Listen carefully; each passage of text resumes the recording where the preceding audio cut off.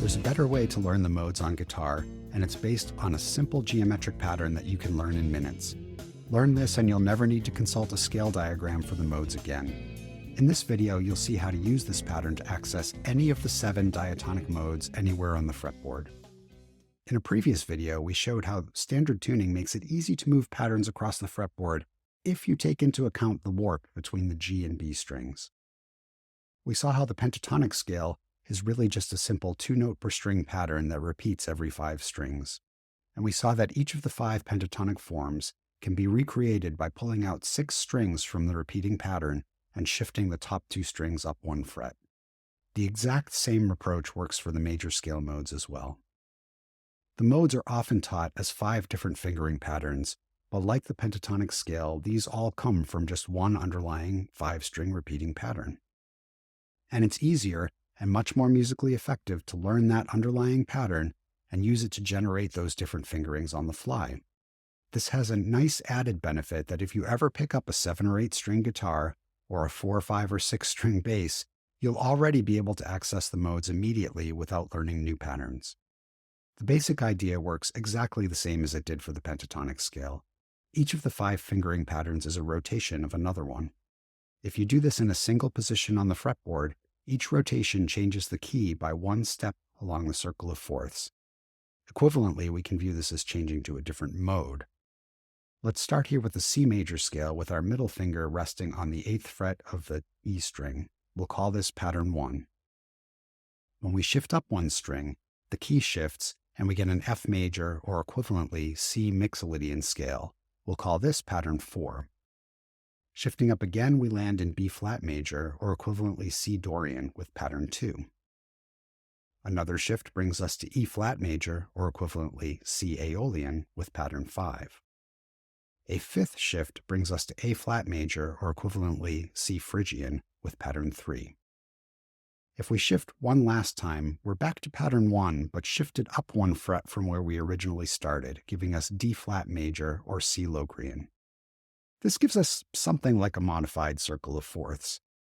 If you shift the pattern up 1 string, you move clockwise around this circle. If you shift down 1 string, you move counterclockwise. The Locrian and Ionian scales share the same fingering, but their tonal centers differ by 1 semitone, so in our example, C Locrian was equivalent to D flat Ionian. Now let's look at this repeating 5-string pattern a little more closely. There are exactly 14 notes in the pattern, and each scale degree of the major scale occurs twice, conveniently once for your 1st or 2nd finger and once for your 3rd or 4th finger. This will come in handy in a minute. There are 2 different 3-note fingerings, which are grouped together in pairs, and 1 2-note fingering. I rarely recommend memorization, but it's very useful to memorize the sequence of numbers shown in this pattern. These are the scale degrees of the underlying major scale, and knowing this is how we can make just one scale pattern sound like each of the 7 different modes. If scale degree 1 is the tonal center, it will sound Ionian. If scale degree 2 is the tonal center, it will sound Dorian. 3 is Phrygian. 4 is Lydian. 5 mixolydian. 6 is Aeolian. And finally, 7 is Locrian. We can use this 5-string pattern to build a modal scale anywhere on the fretboard. Let's say we wanted to build a D Dorian scale. First, find a note corresponding to the tonal center. Here's one at the 3rd fret of the B string. Then, since we want Dorian, which is the 2nd mode of the major scale, overlay a 2 from the 5-string pattern there. We haven't taken the warp between the G and B strings into account yet, so we need to shift that part of the pattern that lies across that divide by 1 fret.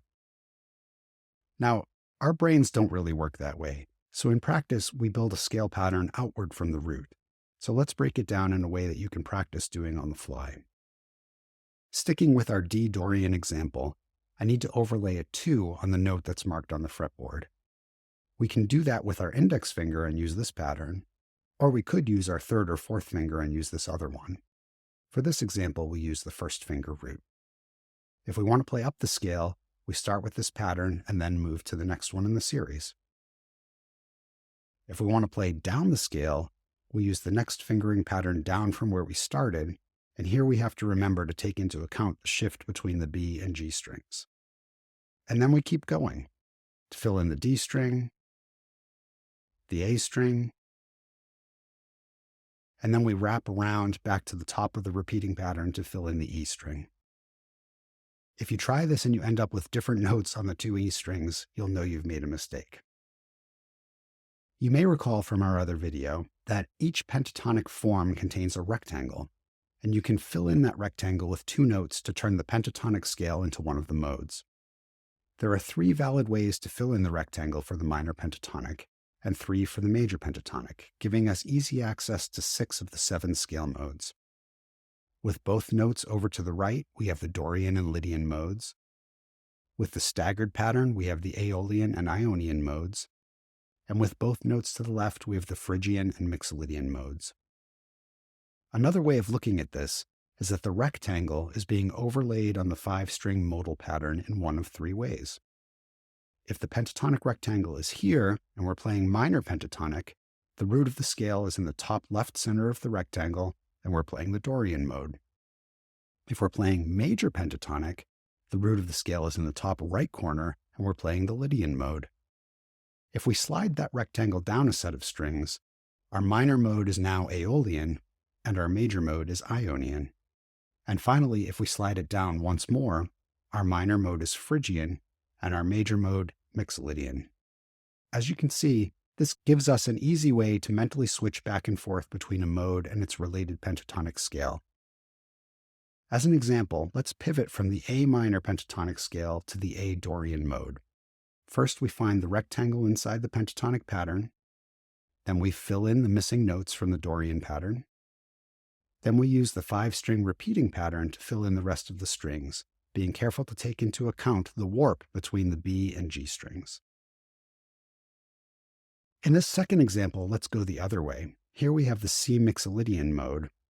We find the rectangle subpattern that corresponds to Mixolydian. That's the one with 2 fill-in notes shifted over to the left. And from there, we can pivot to the pentatonic form with the rectangle in the same location.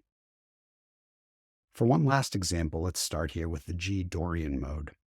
To pivot to pentatonic, we find the rectangle with the Dorian subpattern. That's with the 2 notes shifted over to the right. And from there, pivot to the pentatonic form with the rectangle in the same location. For a printable PDF cheat sheet for this and any of our other videos, check out the link in the video description. If the modes still have you confused, check out this video. And for more on how the warp between the G and B strings affects how patterns move around the fretboard and how this applies to pentatonic scales in the circle of fifths, check out this one.